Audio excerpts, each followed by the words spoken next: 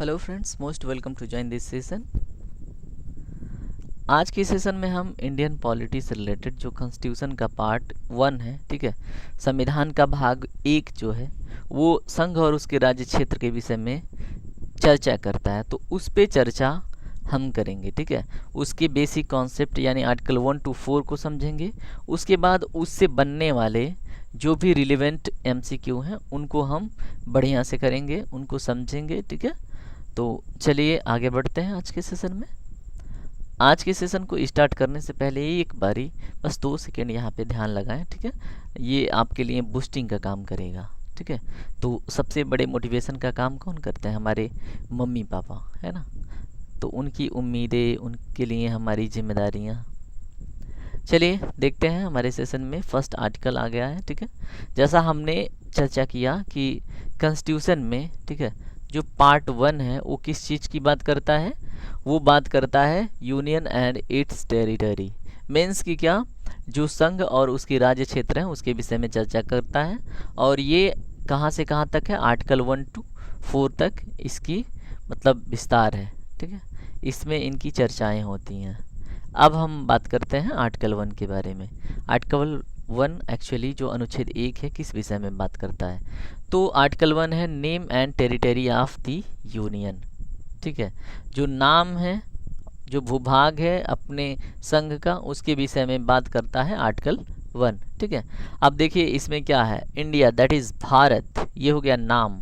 ठीक है, shall be the union of state. अब यूनियन ऑफ स्टेट का मतलब आपको समझना बहुत ज़रूरी है कि यूनियन ऑफ स्टेट का क्या ही मतलब है। देखिए हमारे वहाँ हर एक स्टेट स्वतंत्र रूप से अपनी सरकारें चलाता है। ठीक है, हर एक स्टेट के लिए अपने अलग नियम कानून हैं, वो अपने हिसाब से गवर्न करता है, तो उसको हम बोलते हैं फेडरल नेचर। एज हर एक स्टेट का अपना कानून, जैसे अपनी व्यवस्था हो, अपनी पुलिसिंग सिस्टम हो। ठीक है, और उसे काफ़ी हद तक स्वतंत्रता मिली है, तो ये हो जाता है फेडरल का रूप। लेकिन अपना जो इंडिया है, फेडरल होने के बावजूद भी जो स्टेट होते हैं अपने शक्तियों के लिए, अपने पावर्स के लिए सेंटर की तरफ क्या होते हैं? झुके होते हैं। ठीक है, अपने पावर्स को लेने के लिए या फिर अपने फंड्स को, जैसे टैक्स होता है ना, कर के लिए, ठीक है, बहुत सारी चीज़ों के लिए वो सेंटर की तरफ झुके होते हैं। तो ये हो जाता है क्या? यूनियन ऑफ स्टेट्स, मतलब जो स्टेट हैं उनका एक संघ है भारत। ठीक है, न कि फेडरल। ठीक है, बस केवल दिखने में फेडरल है लेकिन नेचर में यूनियन है। ठीक है, तो ये बात आप याद रखें, यूनियन ऑफ स्टेट का क्या मतलब है। देखिए सेकेंड लाइन क्या कह रहा है, the state and the territories thereof shall be specified in the first schedule. इसमें ये बात कह रहा है कि जो राज्य के क्षेत्र हैं, जो भूभाग हैं, वो जो शेड्यूल फर्स्ट है, जैसे अनुसूचियों का जब हम कवर करेंगे तो उसमें देखेंगे डिटेल में, तो जो शेड्यूल फर्स्ट है ना, उसमें ये क्या होंगे? स्पेसिफाइड होंगे। तो ये भी बात आप ध्यान रखें इस शेड्यूल फर्स्ट में। ठीक है, जो स्टेट और जो टेरिटरीज़ हैं इसमें क्या होंगे? ये स्पेसिफाइड होंगे। ठीक है, अब देखिए थर्ड पॉइंट क्या कह रहा है आर्टिकल 1 से रिलेटेड, जो territory of India shall comprise, मतलब जो हमारा टेरिटरी है इंडिया का, वो किन किन चीज़ों को इंक्लूड करेगा। जैसे हमारा भारत है, मान लीजिए ये हमारा क्या है? भारत, बस मोटी मोटा भारत को बना दे रहे हैं। ठीक है, मान लीजिए ये तो कुछ ज़्यादा ही गंदा बन गया। ठीक है, सपोज कि ये हमारा भारत है। ठीक है, अब इसमें क्या है, इसके टेरिटरी में कौन कौन आएंगे? ठीक है, तो वो इसकी चर्चा आर्टिकल 1 के तीसरे खंड में की जा रही है। जो टेरिटरीज ऑफ द स्टेट है, मान लीजिए ये राजस्थान है, ये गुजरात है। ठीक है, तो इनके जो टेरिटरीज होंगे वो भी इंडिया के पार्ट होंगे। ठीक है, वो भी इंडिया की टेरिटरी होगी। और बी में क्या कह रहा है, जो यूनियन टेरिटरी, जैसे मान ली दिल्ली, पौंडीचेरी, दमन दीव, फिर आपका लक्षद्वीप हो गया, अंडमान निकोबार हुआ। ठीक है, तो इनके भी टेरिटरीज क्या होंगे? इंडिया के टेरिटरी होंगे। ठीक है, अब देखिए अगर बात आ रही है किसकी? Other territories as may be acquired. ठीक है, अदर टेरिटरीज, अब इसमें बात कही जा रही है अदर टेरिटरीज को, तो उसको भी समझ लेते हैं। जैसे मान लीजिए अभी हमारा यहाँ पे समझते हैं इसको, मान लीजिए ये हमारा जम्मू कश्मीर का रीजन है ना, तो यहाँ पे देख लीजिए, यहाँ पे ये पाकिस्तान ऑक्युपाइड एरिया है। ठीक है, और ये है हमारा चाइना ऑक्युपाइड एरिया। तो अगर मान लीजिए कल को हम क्या करते हैं, इसको एक्वायर करते हैं इंडिया में, तो वो किसके भाग होंगे, वो होंगे हमारे थर्ड। इसमें देखिए territories of India shall comprise, तो ये आर्टिकल 1 के अंतर्गत थर्ड पॉइंट में या थर्ड पार्ट में देखेंगे वो क्या होंगे, भारत के टेरिटरीज में काउंट होंगे। ठीक है, तो ये चीज़ आपको पता होनी चाहिए। तो आर्टिकल 1 को हमने डिटेल में कर लिया, आने वाले क्वेश्चन हमसे इजीली सॉल्व हो जाएंगे। ठीक है, और एक चीज़ को भी इंक्लूड करता है, जैसे मान लीजिए हमारा जो टेरिटोरियल वाटर बाउंड्री होता है 12 नॉटिकल माइल का, 12 नॉटिकल मील का, तो वो भी हमारे किस में आता है, टेरिटरीज़ में, स्वैरिन क्षेत्र में आता है। स्वैरिन यानी कि संप्रभुत्व क्षेत्र में ये 12 नॉटिकल मील्स का डिस्टेंस आता है। ठीक है, और 200 नॉटिकल मील्स का भी हमारा क्या होता है, एक स्पेशल इकोनॉमिक जोन भी होता है। ठीक है, जिसको क्या बोलते हैं, स्पेशल इकोनॉमिक जोन। ठीक है, तो एक्सक्लूसिव, कभी कभी इसको एक्सक्लूसिव इकोनॉमिक जोन भी बोलते हैं। ठीक है, तो ये भी क्या है, स्वैरिन के अंतर्गत इंडिया की टेरिटरी कहलाती है, लेकिन सरफेस वाटर नहीं, इसके अंडरग्राउंड वाटर को ही कहते हैं। ठीक है, जो 12 नॉटिकल मील के बाद की जो भूभाग है उसका जो सरफेस वाटर है ना, वो इंटरनेशनल बाउंड्री में आएगा, लेकिन ये 12 नॉटिकल माइल्स का डिस्टेंस है वो हमारी टेरिटरी में काउंट होगा।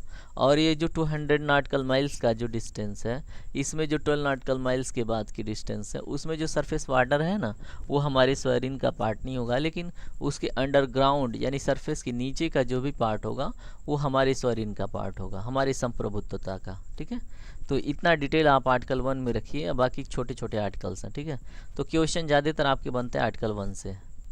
अब देखिए हम देखते हैं कॉन्स्टिट्यूशन का आर्टिकल नंबर 2। ठीक है, जो पार्ट 1 से रिलेट करता है और जो राज्य और उसके भूभाग से रिलेटेड चर्चाएं हैं। तो इसमें देखिए आर्टिकल 2 में क्या कह रहा है कि एडमिशन और इस्टेब्लिशमेंट, री नहीं है, इस्टेब्लिशमेंट। जैसे मान लीजिए कोई पूर्णतः नया राज्य गठित हुआ, ठीक है, जो पहले था ही नहीं। ठीक है, तो वो आएगा किसके अंतर्गत, आर्टिकल नंबर 2 के अंतर्गत। ठीक है, और वो किसके द्वारा होगा, पार्लियामेंट के द्वारा। किसके द्वारा, by law admit into the union और establish new states on such terms and condition as it think fit. ठीक है, तो वो आर्टिकल 2 के पार्ट हो जाएंगे। गला सूख रहा है, पानी तो पिया नहीं मैंने, चलिए कोई नहीं। तो आर्टिकल 2 हमने देख लिया, अब आर्टिकल 3 को देखते हैं। आर्टिकल 3 में क्या कह रहा है कि मान लीजिए अगर किसी स्टेट का ही फॉर्मेशन हो रहा है, लेकिन क्या करके, जैसे ये जम्मू और कश्मीर था, ठीक है, इसको क्या किया गया, अलग अलग बांटा गया, किस में, जम्मू एंड कश्मीर और लद्दाख में। मान लीजिए ये J&K है और ये लद्दाख है। ठीक है, तो इस चीज़ की ये चर्चा आर्टिकल नंबर 3 में है कि अगर किसी स्टेट की बाउंड्री में परिवर्तन किया जा रहा है या फिर उसके नाम में परिवर्तन किया जा रहा है या उसके कुछ भाग को उठा के किसी और को दिया जा रहा है, तो ये आर्टिकल नंबर 3 का पार्ट हो जाता है। अब देखते हैं हम आर्टिकल नंबर 4 क्या कह रहा है।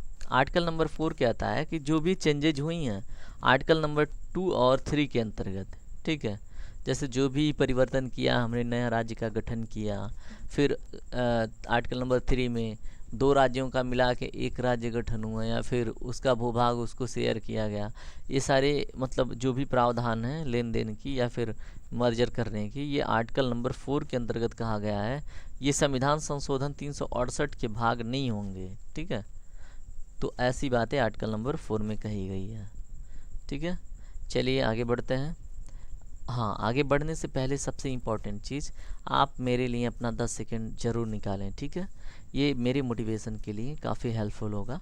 ठीक है, हमारी फैमिली ग्रो करने में हेल्प कीजिए, जो यूट्यूब फैमिली है। ठीक है, तो आप 10 सेकंड का ही टाइम है, तो आप लाइक शेयर सब्सक्राइब और कमेंट कर सकते हैं अगर आपको कहीं पे कमेंट आवश्यक दिखता है। ठीक है, तो ये हमारे मोटिवेशन में हेल्प करेंगी। ठीक है, चलिए हम देखते हैं क्वेश्चन, जो भी हमने पढ़ा, जो भी समझा, उस पे आधारित हम क्वेश्चन कर लेते हैं, हमारे लिए बिल्कुल ईजी हो जाएगा। देखिए फर्स्ट क्वेश्चन को पढ़िए, article under which Sikkim was made part of Indian union. तो आपको भी पता है कि 36 अमेंडमेंट में पूर्णतः क्या होगा था, ये सिक्किम ने अपने वहाँ का मतलब पहले एसोसिएट स्टेट बना था, है ना, 35 अमेंडमेंट। ठीक है, और उसके बाद ये क्या बन गया, पूर्णतः स्टेट बन गया। तो ये किस आर्टिकल के अंतर्गत आया था। ठीक है, तो ये आप बताइए आर्टिकल 3, 2 बोथ या फिर 2A, ठीक है।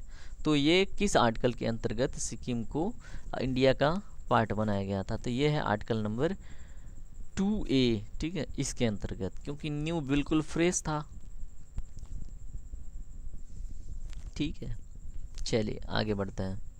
क्वेश्चन नंबर 2 देखते हैं। क्वेश्चन नंबर 2 क्या कह रहा है, पढ़िए एक बारी question. Article under which Telangana was made part of the Indian union. देखिए तेलंगाना को आंध्र प्रदेश से काट के बनाया गया था। तो और हमने आर्टिकल नंबर 3 में क्या पढ़ा, ध्यान से देखिए, वहाँ पे कहा गया है कि अगर हम दिए हुए राज्य में से काट के कोई नया राज्य बनाते हैं, ठीक है, और मैंने समझाया भी, तो वो किसका भाग हो जाएगा बताइए आप, 2B, 4 या 2A या 3? तो वो भाग हो जाएगा आर्टिकल नंबर 3 का।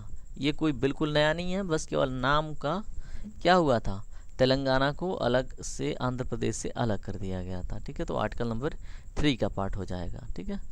अब देखते हैं हम question number 3। Article 3 original provision was amended bye constitution act 1955 on. अब आपको बताना है कि ये जो प्रोविज़न है आर्टिकल 3 के अंतर्गत, इसका संशोधन हुआ था, ठीक है, कब, 1955 में। तो डेट कौन सा था, ठीक है, तो आप बताइए कि 23 दिसंबर 1955, 22 अगस्त 1956, 24 दिसंबर 1955 या 26 नवंबर 1955, इनमें से कौन सा डेट था, ठीक है।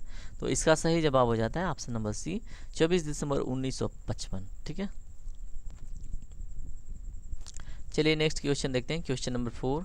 क्वेश्चन नंबर 4 क्या कह रहा है, the territorial waters and the exclusive economic zones shall also become part of the state or union territories in the absence of any listing of them separately in schedule।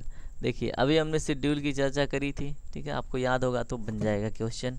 तो इसमें कह क्या रहा है, जो टेरिटोरियल वाटर होता है ना, जो हमने समझा है 12 नॉटिकल माइल्स वाला, और जो एक्सक्लूसिव इकोनॉमिक जोन्स होता है 1200 नॉटिकल माइल्स का, ठीक है, वो पार्ट होंगे स्टेट के या यूनियन के, किसके एब्सेंस में, मतलब यूनियन और स्टेट के एब्सेंस में, पार्ट ऑफ द स्टेट और union territories in the absence of any listing, जो इनमें से दिया हुआ किसी के भी एब्सेंस में, तो वो क्या होंगे, सेपरेटली किस में मेंशन होंगे, शेड्यूल में।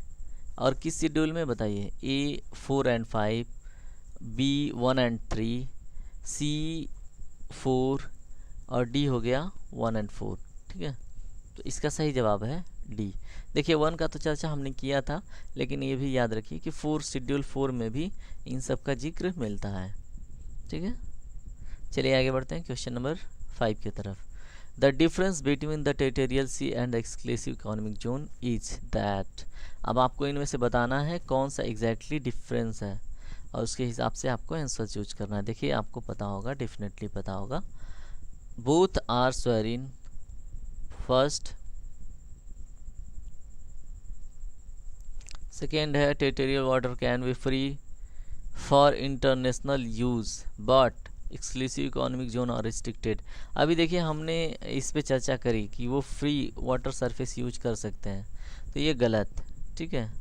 अब बोथ आर सॉरीन, ठीक है, इसमें दे रहा है कि दोनों में डिफरेंस, कि दोनों क्या हैं, सॉरीन हैं, तो ऐसा पॉसिबल तो नहीं है, क्योंकि हमने बताया था एक्सक्लूसिव इकोनॉमिक जोन में सिर्फ और सिर्फ जो सरफेस के नीचे का वाटर है उसका यूज कर सकते हैं। वाटर बोलिए या फिर उसके अंदर का जो भूभाग है, जो भी हमें, जो वहाँ पे पॉलीमेटेलिक नोड्यूल्स मिलते हैं ना, जो वोल्केनिक इरप्शन से निकलते हैं, चाहे हम उनका खोज करें, ठीक है, या फिर उन्हें डिस्कवर करें, उन्हें ढूंढें, तो ये सारी बातें किसकी हो जाती हैं, तो 200 नॉटिकल माइल्स में केवल और केवल अंडरग्राउंड की चीज़ें, ठीक है। अब देखते हैं हम territorial or pure sovereign while exclusive economic zone. ये रहा option number C, sovereign for the coastal state and under surface. देखिए इसमें क्या रहा है कि प्योर सोयरिन कौन होगा, टेरिटोरियल होगा, ठीक है, टेरिटोरियल और प्योर सोयरिन वाइल, जबकि क्या है, जो एक्सक्लूसिव इकोनॉमिक जोन है वो सोयरिन नहीं है, ठीक है, क्योंकि उनका कोस्टल जो स्टेट्स है वो उनके अंतर्गत आते हैं, ठीक है, और वो जो सरफेस है ना, तो उससे रिलेटेड चीज़ें 200 नॉटिकल माइल्स में जो, अब मान लीजिए सरफेस यूज करेगा कोई अपने पर्सनल यूज़ के लिए, तो फिर ठीक है, तो एक्सक्लूसिव इकोनॉमिक जोन का कोई मतलब बचेगा नहीं। और ऑप्शन डी है नन, तो इसका सही जवाब हो जाता है ऑप्शन नंबर सी। ठीक है, तो आगे बढ़ते हैं, देखते हैं नेक्स्ट क्वेश्चन। नेक्स्ट क्वेश्चन है क्वेश्चन नंबर 6। जो कॉन्स्टिट्यूशन है 40th अमेंडमेंट एक्ट 1976 का, वो सब्स्टिट्यूटेड ए न्यू आर्टिकल। कौन सा आर्टिकल? Article 3A। देखिए 3 तो पॉसिबल है नहीं, क्योंकि नया होगा तो कुछ अमेंडमेंट होगा। 3A की पॉसिबिलिटी है थोड़ी सी। ठीक है, बी एंड सी तो नहीं, क्योंकि एक को तो कैंसिल कर चुके हैं। ठीक है, अब बचा डी आर्टिकल 297, तो इसका सही जवाब है आर्टिकल 297। ठीक है, तो जो 40th अमेंडमेंट हुआ था 1976 में, तो इनको क्या किया गया था? आर्टिकल 297 को नई तरीके से सामने लाया गया था। ठीक है, तो आगे देखते हैं क्वेश्चन नंबर 7 को पढ़ते हैं। फॉर क्रिएशन और destruction of state the permission from the concern state is mandatory है, नॉट मैंडेटरी है, it is the matter of state है, या कांट बी अल्टर्ड। तो इसमें से आपको सही जवाब चूज करना है। ठीक है, तो देखिए ये मैंडेटरी तो नहीं है, डिस्ट्रक्शन ऑफ स्टेट या फिर permission for the concern state, ये सब क्या है? ये मतलब क्या है? जो क्रिएट करते हैं या डिस्ट्रक्ट करते हैं स्टेट को, तो जो परमिशन हम लेते हैं कहाँ से? कंसर्न्ड स्टेट से। जो भी परमिशन लेते हैं वो क्या होगा? मैंडेटरी होगा या नॉट मैंडेटरी होगा, या it is the matter of state होगा, या फिर कांट बी अल्टर्ड। स्टेट क्या कहेगा किसी भी मतलब ऐसे स्थिति में? तो ये जो उसके मेंबर होते हैं उनके लिए नॉट मैंडेटरी है। ठीक है, destruction of the state permission from the concern state जरूरी नहीं है। ठीक है, तो ये आप ध्यान रखिए। क्वेश्चन नंबर 8 देखते हैं। अब आपको बताना है कि इस डॉट डॉट डॉट के स्थान पे कौन सा महान व्यक्ति आएगा। ठीक है, जो नेसेसरी होगा फॉर द स्टेट क्रिएशन और रिमेनिंग बिल के लिए। ठीक है, तो देखते हैं कि ये डॉट डॉट डॉट की जगह क्या आएगा जो ज़्यादा उपयुक्त हो। Prime minister of India, Lok Sabha speaker of the Lok Sabha, और क्या है? Chief minister of subjected states. जैसे मान लीजिए जहाँ पे ये प्रावधान किया जा रहा है, जहाँ पे जो चेंजिंग है, तो वहाँ के किससे?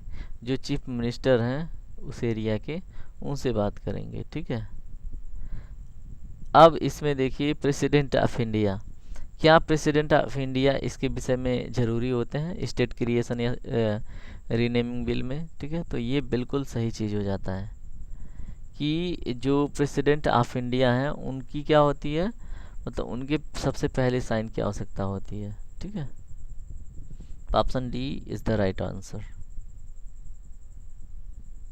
तो देखिए आज का सेशन समाप्त। हमने इम्पोर्टेंट क्वेश्चन कर लिए, डिफ़िकल्ट से डिफ़िकल्ट, इजी से इजी। ठीक है, तो जय हिंद दोस्तों, और आपका 10 सेकेंड का इन्वेस्टमेंट हमें चाहिए। लाइक, कमेंट, शेयर और सब्सक्राइब विथ बेल आइकन। ठीक है, तो धन्यवाद सेशन में बने रहने के लिए। वैसे भी ये सेशन रिकॉर्ड हो रही है लेट से काफ़ी लेट, और मुझे भी आ रही है नींद। ठीक है, तो थैंक यू वेरी मच।